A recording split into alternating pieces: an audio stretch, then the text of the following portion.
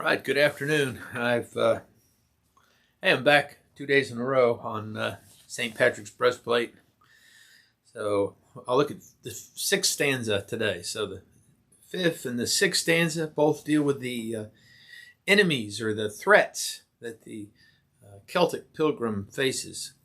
And so today we have another set of threats or dangers that the pilgrim faces. Yesterday they were primarily spiritual threats, both out of evil spirits, but as well as temptations or the nature of a person and the kinds of things we might be tempted toward.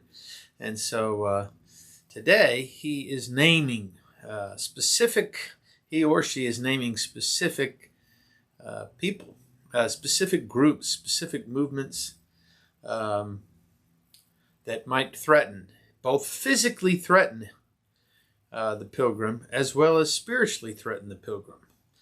So today I'm going to start out reading the prayer, and then I will just make a few comments on it. So this is the sixth stanza of St. Brendan's breastplate, or St. Patrick's breastplate.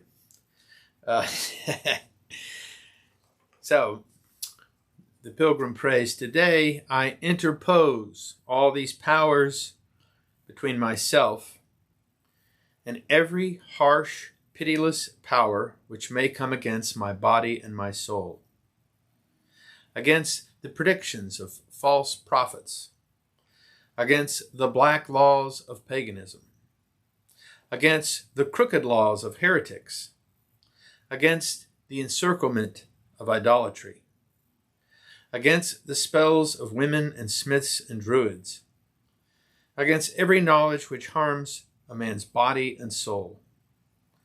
May Christ protect me today against poison, against burning, against drowning, against wounding, that many rewards may come to me." Now I'll begin with the last line of this stanza, that many rewards may come to me, which at first may strike us as odd that the pilgrim is praying for rewards. But in one sense, the prayer of rewards is the longing to be found faithful in the end. The longing to withstand the trial, as the book of James mentions, that there is a crown or reward for those who have stood under the test. And so the pilgrim recognizes there are many threats that would cause me to be unfaithful, that would cause me to end my journey early, that might cause me to turn away, to walk in a different path. And so he begins and names a variety of these threats. Now, some of these may seem odd to us because it's not the kinds of things we face, at least not overtly. The predictions of false prophets, the black laws of paganism, the crooked laws of heretics, the encirclement of idolatry. So all four of those are might be considered like movements that would to redirect the pilgrim in a different path, that would influence the very life of the pilgrim. They might entrap the pilgrim with ideas that are alien to the faith. And in that sense, all four of these, the predictions of false prophets, the black laws of paganism, the crooked laws of heretics, the encirclement of idolatry, are actually around us at any point in time. So in our own culture, the prayer would be those ideas, groups, movements, influences within the culture, within the community, even within the family, that might cause me to walk away from the way of love, the way of Christ, to take a different path. And it might be momentarily, but what happens, and I think we would see this in this kind of prayer, is the threat, and we see this prayer consistent with some of the stories we see in Scripture, is, for instance, the Apostle Paul, who, in defending, in his zeal for the law and his zeal for the purity of the temple, he attacks an entire group, that is the early church. And he later recognizes this and obviously is regretful and repentant after he has an encounter with the Lord. But he's actually doing this out of a sense of righteous passion, righteous zeal.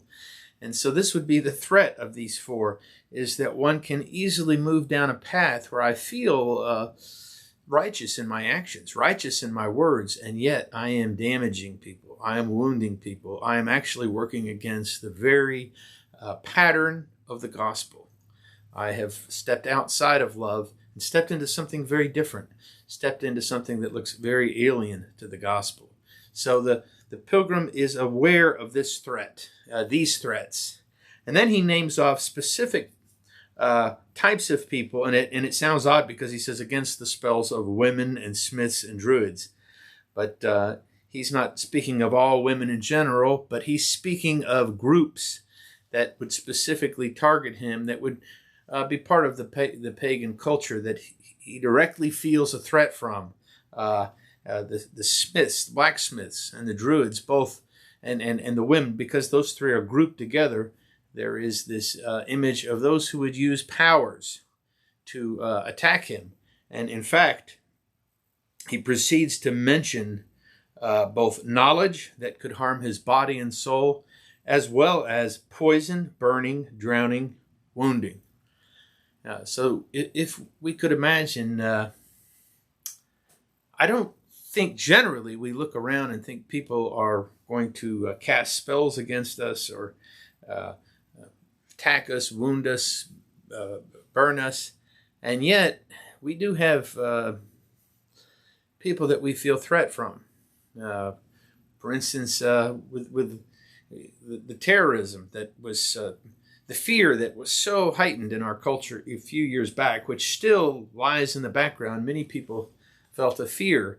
And the pilgrim has turned this into prayer, which is the same pattern that the psalmist would do, is to turn those threats from very real enemies that might wish them harm into prayer. And one of the gifts of prayer is that I can express my fear of those who would harm me or hurt me without actually trying to exact harm on them, which is the inability to trust in the faithfulness of God to protect me. And so we have plenty of stories of people who have taken up arms in an unholy way. And so the prayer would be that from those groups that I feel threatened from, physically threatened from, threatened that might try to take my life or harm me in some way, that the Lord might protect me, and I trust in the faithfulness of God. So once again, it is in my own fear of those who would attack me, not only might I be protected from the danger that I fear, but also from becoming someone that would be, once again, would be the antithesis to the way of love. Someone who is exacting vengeance and violent. Many of our movies, if you think about it, that are very popular, do not show a way of love, do not show a way of healing and reconciliation, but they show a pattern of vengeance, and they stir up a blood vengeance within us. A cheering when the hero kills and even tortures to death some of the bad guys. But that kind of bloodlust is antithetical to the gospel. For Christ, even in his being captured, tells the disciples not to take up arms, and if you remember, heals the man whose ear is cut. Now I'm going to go back to the very first line of this prayer, this stanza. He says, "Today I interpose all these powers between myself and every harsh, pitiless power which may come against my body and soul." Now, what are all these powers? Well, this calls for a sort of a refreshing of the prayer, because he's been naming the powers. He begins with by naming the triune God.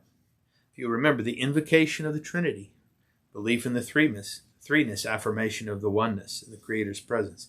He proceeds to offer a meditation and prayer about the very nature of Christ, and he identifies with very aspects of Christ's life.